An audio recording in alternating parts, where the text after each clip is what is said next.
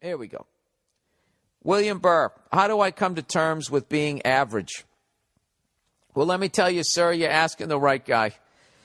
Love everything you do. Come to see your show on August 23rd at the MGM. That's right. I'm going to be at the MGM in Foxwoods, Connecticut on August 23rd. Oh, and by the way, I have a super secret, very special show that I'm going to be doing at the end of August. All right? I'm teasing it right now with another comedian that is way beyond me or my abilities. And I've always wanted to work with them, and I reached out to them, and we're going to do a co-headlining show.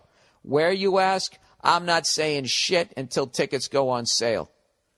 When, you ask? I told you, towards the end of August. Why, Bill?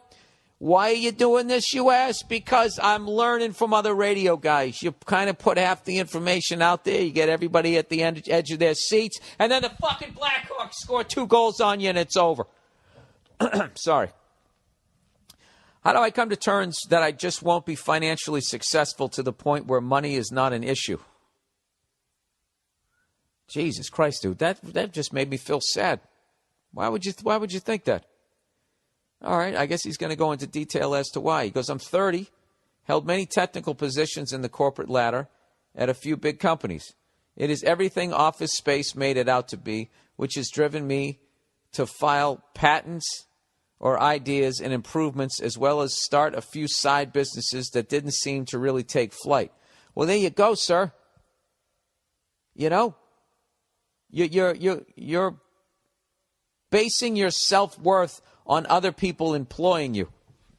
All right? God knows I got enough shit on my podcast. eVoice, LegalZoom, Stance.com, all of that shit for you to run a fucking side business while you're holding down your job at this corporate nightmare that you don't want to be in. Believe in your talents. Dude, you think I just walked on stage and tried 3 fucking jokes and then it worked? I bombed for fucking years. For years and years and years. Like almost the first 11 years of my career, I swear to God, every time I went on stage, it was a crapshoot, whether it was going to go well or not. It was even longer than that. It's basically once you start selling tickets and people come out to your show that the bombing goes way down. And it also makes you softer as a comic because people are coming out to see you. They give you a giant ovation as you go out there. They're already on your side. It's a home game. All right? Before you sell tickets as a comedian, every night is a fucking away game, and it's a rivalry game, and they fucking hate you. All right? So I think you're a really talented guy. I think, you know what, a lot of smart people are slightly depressed, which is how this is reading. And, dude, you just got to force yourself to pick yourself up off the mat and throw yourself against the wall. All right? Not yourself. Sorry. Stupid idea. Don't throw yourself against the wall. Whatever idea you got. Just keep putting it out there. All right? And you patent all those fucking things, and you get yourself a goddamn lawyer. So when these corporate cunts come sniffing around and they want to dangle some carrot in front of you, you make sure you get as much as that carrot as humanly fucking possible. All right? Is a donkey really that dumb that it just keeps walking towards that carrot? Is it looking at it like it's a mountain? Like, wow, it's just way off in the distance. You know, is the donkey sitting there praying to its God as it just keeps, thank you. What the fuck would their God be? Can't say Jesus, I'll piss them off. You know, somebody told me the other day, why don't you make fun of Muslims, you pussy? Right? I make fun of my own fucking religion. All right? I stay within my wheelhouse. I make fun of what the fuck I know. You heard me try to talk about Eastern Europe. I don't know shit about it. It embarrasses me. I don't know anything about Muslims other than they throw down the yoga mat every day around 4 o'clock. When all the stoners start getting baked, they're actually talking to their higher power, which is my higher power and it's your higher power. We're all praying to the same fucking vibe, that same spirit, you know? So fucking ridiculous, and everybody's got to do it their own way. No, you got to fucking tap your elbow twice before you did it, and you didn't do that, so now I'm going to saw your fucking head off. Yeah, and people still show up and give it money and put on a silly hat, right? Who's kidding who? Anytime I think I'm going to die, I always start praying, and I pray to the God that I was told, you know, I say a prayer. I say a prayer every time my plane takes off and right before it lands, every fucking time. I say a prayer that it doesn't fucking crash, you know? And when I think about it crashing, I know exactly what I would say to a higher power. I'm sorry. Right? And then it'll be like when I die and I go and get judged and he's like, sorry for what? And it's you know what? Yahweh, Lord, Buddha, whatever the hell you are, just straight across the board, sorry. So for yeah, all of it. The whole fucking kit and caboodle. Other than 8% of it. The other 92%. I'm just sorry. I knew it was wrong. I knew what I was doing. I tried to pull myself out of the muck, and I was too weak a person, you know? Which maybe that's on you, because you didn't fucking, you know, you put a 4-cylinder in me, you know, instead of giving me enough fucking horsepower mentally to pull myself out of the ditch. Yeah, I am blaming you on some way. You know, you made me, you know, the fuck? If I made a car and it didn't run, I'm going to blame the car? Do what you got to do. Whatever. Sorry. Anyways, back to this here. He goes, I work 50 to 60 hours a week, feeling burnt while trying my last side business. With no time but work, I'm about to realize, fuck it. Dude, don't quit. Do not quit. He goes, he's about ready to say, fuck it, it just won't be me. I won't be the guy with a lake house or a guy who can buy cars with a briefcase of money or a guy with 22-year-olds on his arm at 40. All right, now you're scaring me, dude. I thought you were just some guy that, you know, wanted to invent something and feel good about himself. But you sound like, dude, you want to move up in your company? Tell him that in your corporate fucking company there, just tell him that that's what you want. Just walk in and just say, listen, this is what I want: a house by a lake. I want to buy vintage cars with a briefcase full of money that nobody knows where it came from. And I want some 22-year-old ass on my arm my whole fucking life. I just want to keep trading them in. You know, like that guy who lived across the street who got the new Corvette every year because he worked for Chevy. Right? You tell them that shit, they're going to love it because they're going to be like, this guy is a fucking sociopath. He doesn't want to find love. He doesn't want to make the world a better place. He wants to go out there and get his. That's great. He wants a house by a lake. We'll give him a house by a lake, and we'll give him the chemicals to dump into it. That's okay? You want that house by a lake? You got to take our fucking waste and dump it in that goddamn lake. All right? Now, I want you to practice shrugging your shoulders. Well, I don't know. We want to see that you're going to be able to do that. All right? And if you get caught, you got to take the fall. Walk up to that podium over there. Let me see you just improvise taking the fall. We're going to throw out a couple of scenarios. All right? Just relax. We got a glass of water up there. Have a drink. Have a drink. Okay. All right. First scenario.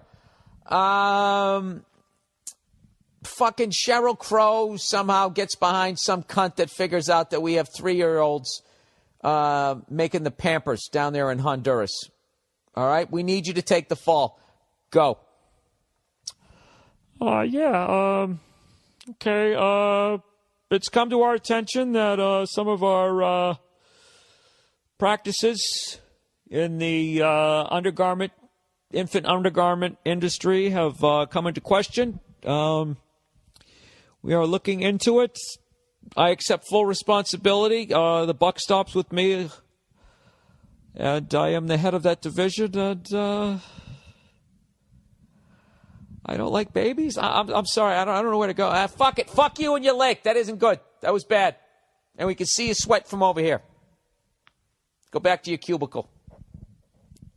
That's like parole. That's like a parole hearing in a corporate office. You know, they bring you in once every 7 years and they see how good you are at lying. And if you're not fucking good at it, they send you back to the hole, back to your cubicle. It's like reverse Shawshank. Anyways, let's plow ahead here. So this guy's depressing the shit out of me. He's given up on his dream, and he wants young bitches on his fucking arm. I don't know what to do with this guy.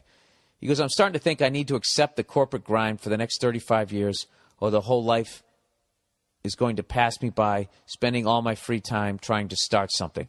Your thoughts? It wouldn't be right unless I end it this way. Thanks, and go fuck yourself. All right. I don't think you're that bad a guy, sir. I'm just fucking with you. All right. Don't quit. All right? Don't quit.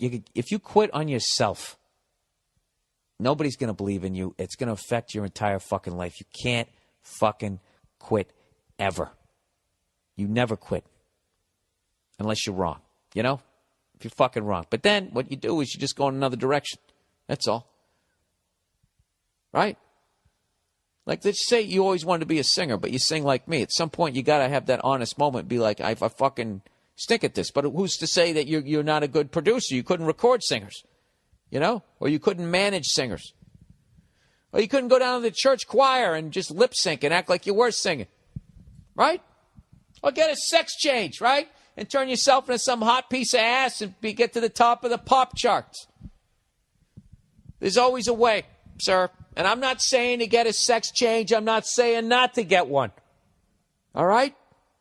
Just listen to me here. Just fucking don't fucking give up on that shit. You know what it is? That's your passion. Your passion is what you're doing when you're not working 50 to 60 hours a week. All right? And the reason why this is coming off so depressing is because your heart is in that. And this voice is getting louder every day saying you don't have what it takes and you need to quit. I've been there as a fucking comic. It's the fucking worst. It hits you right in the chest. All right? You got to push through that.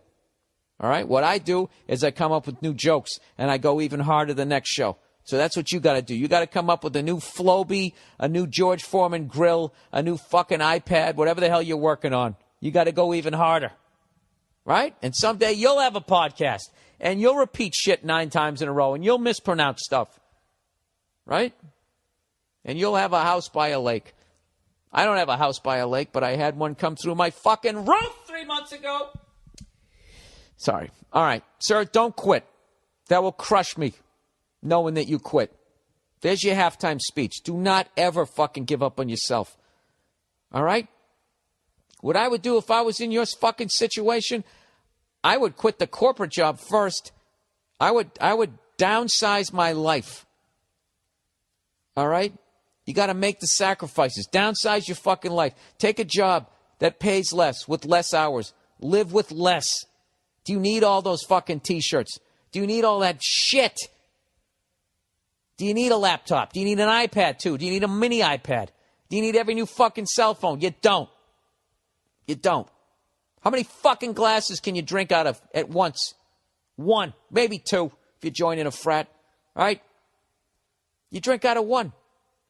The reality is, sir, you need 1 bowl, 1 plate, 1 fork, 1 knife, 1 spoon. You know, you could have all your shit. Yeah, you need a bed. You need a TV. You got to stay in touch, right? Because you got to see what's out there, what they're selling for $19.95. But other than that, what do you need? Nothing. You don't need shit. So downsize your fucking life. Have a fucking yard sale, sir. And with that money, you know, go buy whatever the fuck it is you need to buy to invent some shit so you can get out of there. All right? But by all means, do not accept this as your fate. It isn't. You're doing your open mics like I did. And you know what? A lot of people fucking quit. I don't know what they're doing. Okay? But are they doing stand-up in a parking lot in an air-conditioned tent in Rhode Island next month like I am? No, they are not. All right, you know what I'm saying, man. I hope that fucking pumps you up. Don't fucking quit. Or, that'll make me sad. You want to make me sad? You fucking cunt. I don't even know you, and you're making me sad. Stop it.